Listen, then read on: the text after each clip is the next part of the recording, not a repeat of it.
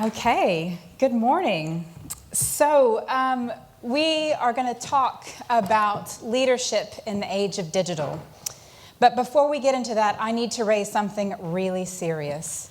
It would be remiss of me to not talk about some of the things that are happening in the news at the minute that are possibly causing some of you some anxiety. So before we go any further, I want to get some pretty serious things out of the way. Please, can you, and be brave, raise your hand if you're currently using the woo hand shake to greet other people. All right, very brave of you. Thank you very much. Now, those of you who are using the TikTok hands? No, fell over, okay. And what about the third one, namaste? Anybody using namaste? Oh, there you go. So what I'd like you to do now is I'd like you to turn to your neighbor, and I would like to use your greeting of choice. You get the woo handshake, the TikTok, although you might need to stand up to do that, or the namaste, and go.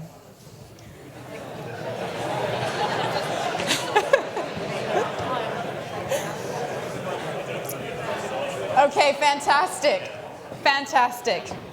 Now you can all rest. Oh, we have one TikTok over here. Very well done. So now we can all rest assured that we have safely greeted one another. Let's move on to leadership in the age of digital. So let me introduce you first a little bit to me about my sort of last 10, 15 years of my career. So I've spent the majority of my time in the beginning working on digital products. So I was a senior product owner for content-enabled digital products that saw, a reach of some 40,000 organizations across 150 different countries. And when I was doing that, I really learned a lot about how to create and to design and to deploy digital products, which was great.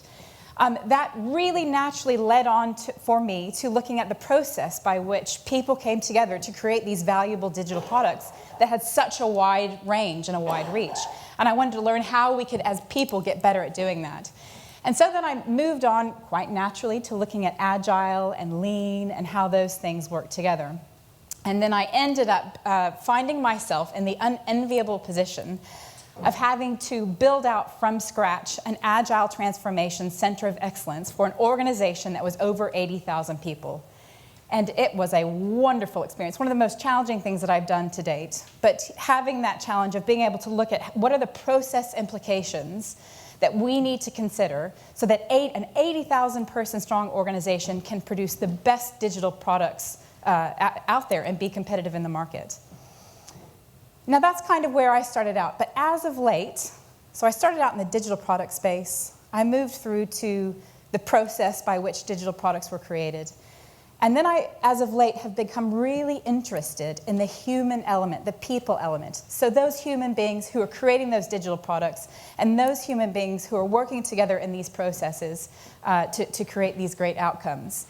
That's a little bit about my sort of professional experience.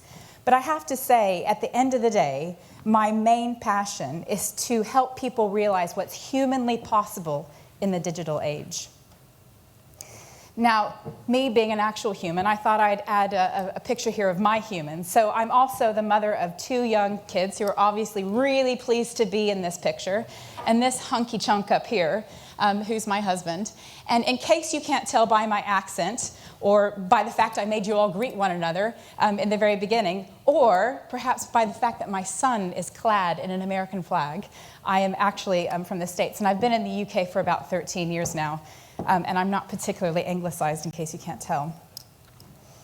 So before we look at leadership in the age of digital, I want us just to take a minute and to consider some examples of leadership gone wrong. Okay, leadership gone wrong. So my first example is from 1977. So we're going to take a little trip back into history. It involves an example of a KLM flight, passenger jet, and a Pan Am passenger jet facing one another at opposite ends of a runway, eclipsed from one another's view because of heavy, dense fog. Two passenger 747 jets. Over 600 people represented in both sort of jets. Now, the pilot for the KLM flight was literally the poster child for KLM at the time.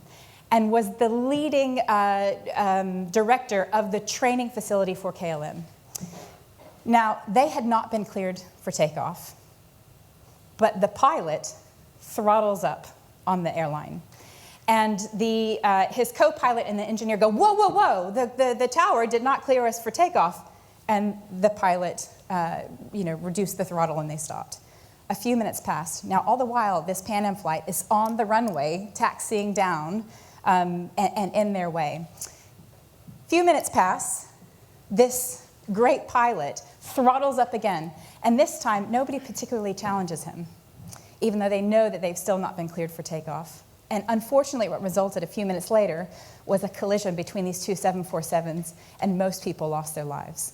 So in this instance, we didn't have a culture where the people were able to challenge the leader, this hero, with grave consequences. Now, if that feels too far in the past for you, so something that happened too far, too long in the past, maybe we kind of don't have those examples present day, let me propose another one to you.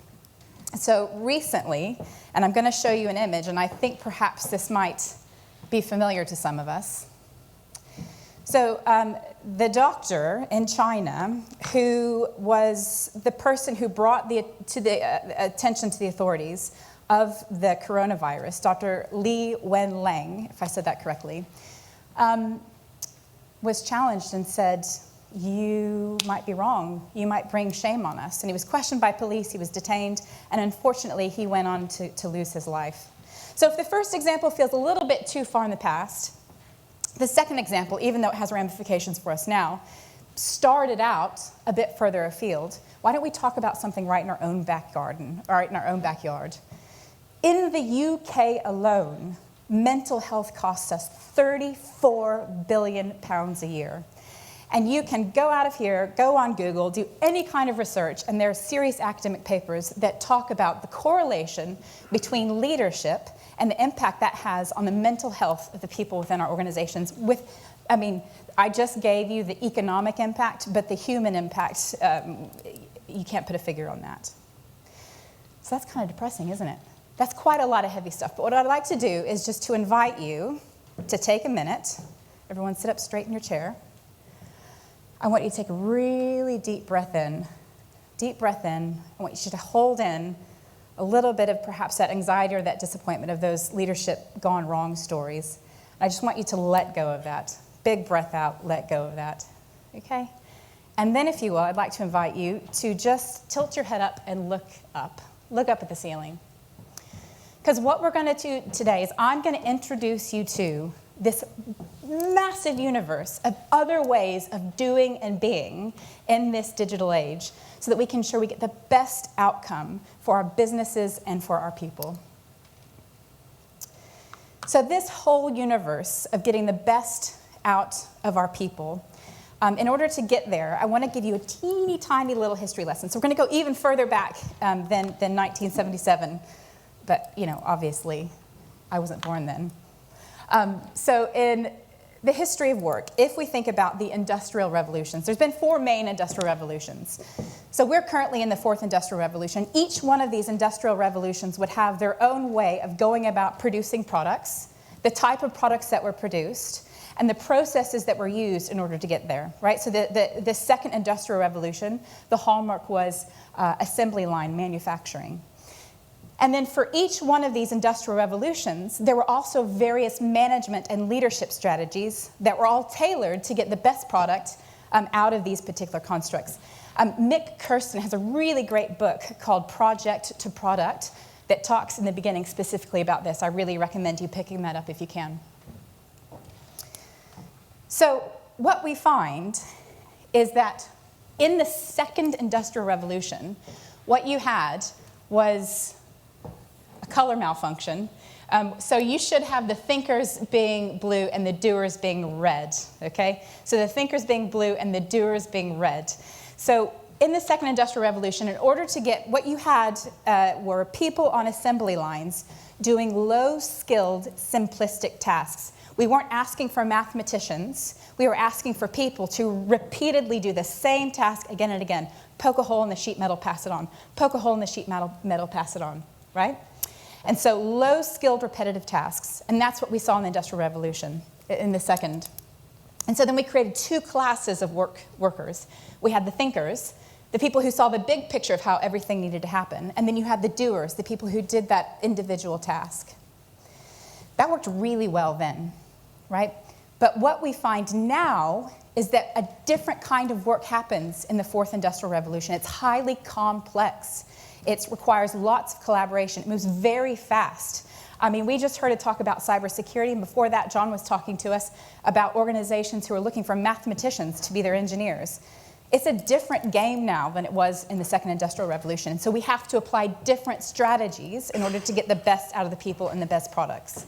And so I put to you today that what we have instead of blue thinkers and red doers as separate people, that we now squish those people together and we have purple people.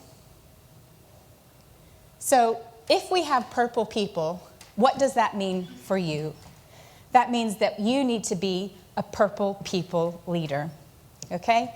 So the people in your team we need to think of as purple people, people that we expect to do the thinking and the doing, all right?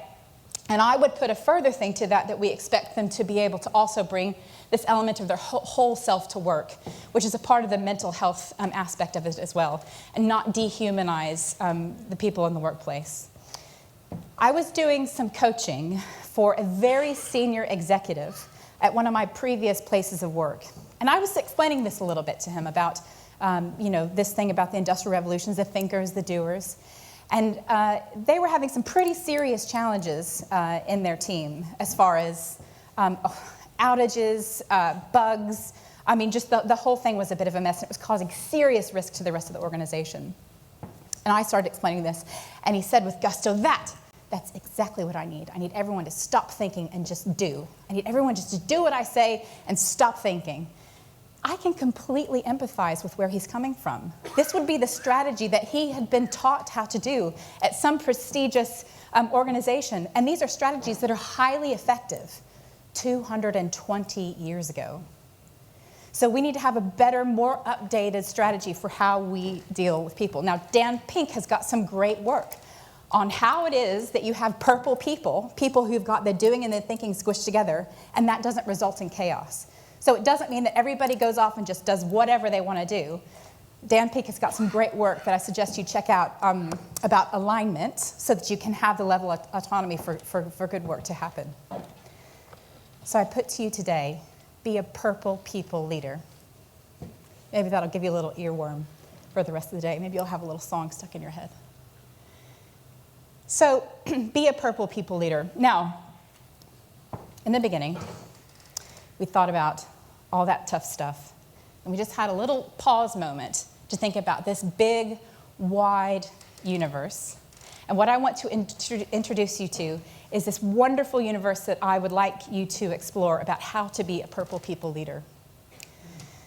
So these are just some of the things that you can begin to explore, okay? So I'm going to introduce you to the universe. Then we're going to telescope into one galaxy. And then when we get into one galaxy, I'm going to, in this session, telescope into one specific moon, okay? And then challenge you to try to put that into practice.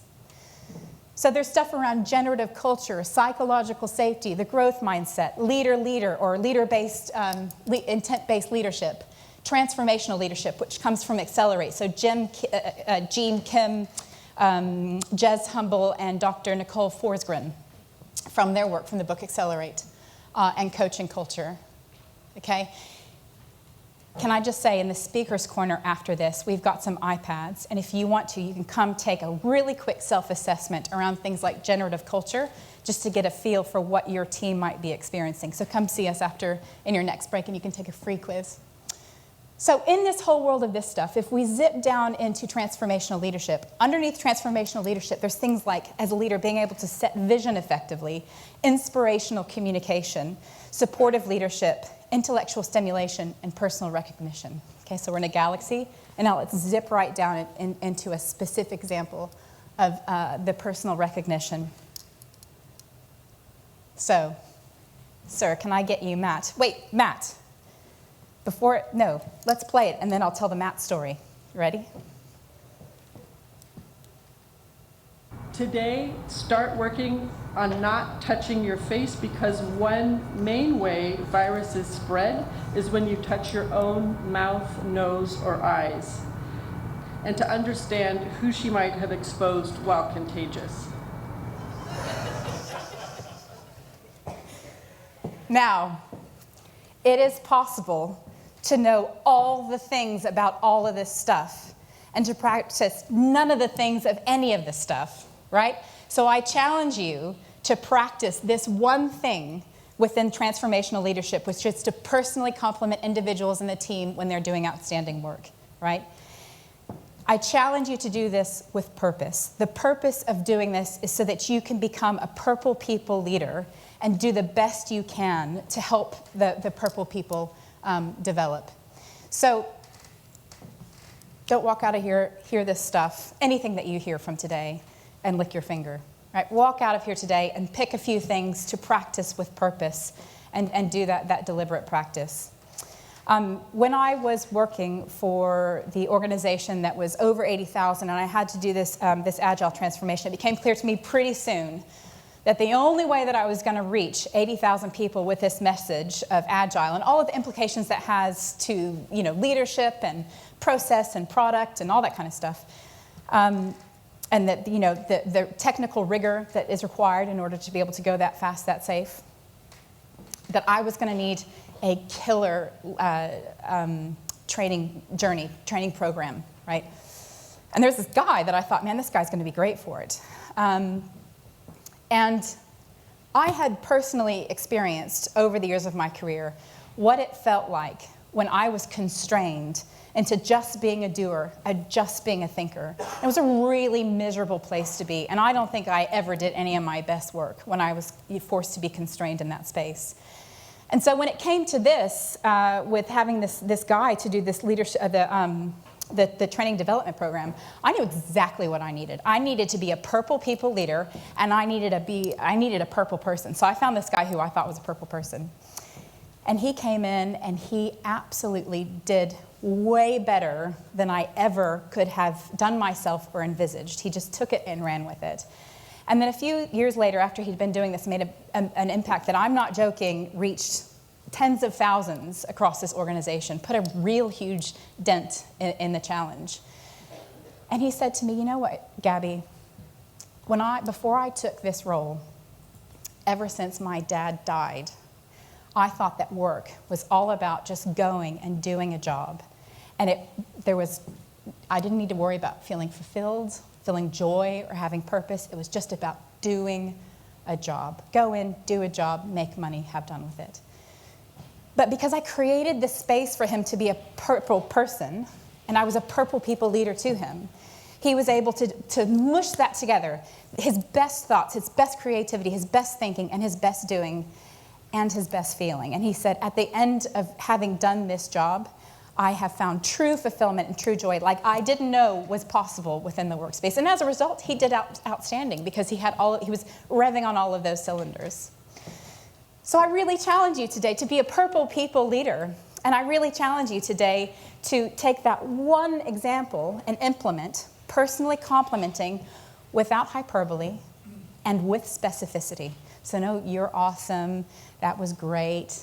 You have to use specific terms about what it was that you saw in your team that was fantastic. And so with specificity and without hyperbole, you can do it. Don't lick your finger when you walk out of here. Do some of the things about some of the stuff that you hear. So in closing, what I want to tell you, we started out with some stories of leadership gone wrong. Let's talk about some stories of leadership gone really right. Okay, so we started out with an airtime disaster. Let's end on an airtime victory. So perhaps on your left-hand side here, you may recognize these guys. So this is Sully. There's been a film made about him. And what happened to him and his co-pilot here is that they were taking off from an airport in New York, and just as they became airborne, boom, bird strike, both engines out. And they call Mayday, Mayday, Mayday, right? So the tower immediately goes into action to try to find the next possible airport. Either they turn around, land at the one they just took off from, or another local airport for them to safely land. Now, Sully is, whenever, I'm a little bit of an aviation geek. When something happens in a plane, it's aviate, navigate, communicate. You do those things in that order. So Sully's trying to aviate first rather than communicate and navigate, make sure that the plane is on, a trajectory where it's not going to hit something. And all the while he's doing this, I would encourage you to listen to the transcript. You can hear it on YouTube or something. The tower's saying, do you want to land here? Why don't you try this? Why don't you go here? And he's taking in all these bits of data. And he just turns to his co-pilot and he said, what do you think I should do? Right? 155 souls on board. What do you think I should do? More junior member. And the guy goes, I don't know. If it was me, I'd just put her down in the Hudson. And Sully, in that moment, chose to do that. And as a result of doing this zany thing, landing a plane in the big river in New York, rather than trying to make it to one of the local airports, everyone survived. And they've done research, retrospective on what happened to show that if he had tried to land at one of the local airports, he wouldn't have made it in time. And unfortunately, everyone on the plane would have probably lost their lives, as well as anyone on the ground, because it's a really dense population. So the last thing I just want to say is my own personal story. When I went back to work after having had my son, so my second child. Coming back to work after maternity leave is really difficult. I found it quite a challenge.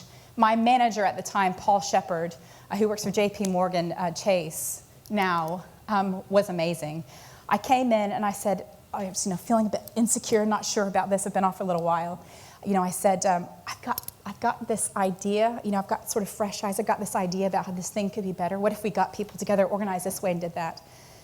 And rather than feeling like defensive about somebody coming in, commenting on his turf, on his territory, his response to me was, great idea. When do you want to start? You let me know when you're ready, and we'll have a crack at it. Let's create a safe experiment, but let's have a crack at it, and I'll do whatever I can to clear the path so that you can do it.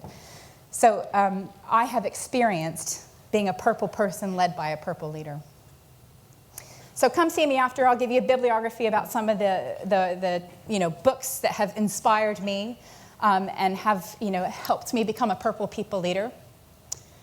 And lastly, just to say thank you, and please come chat to me after. I've got a quiz that you can take. You can do a quick self-assessment. So be a purple people leader. Thank you very much.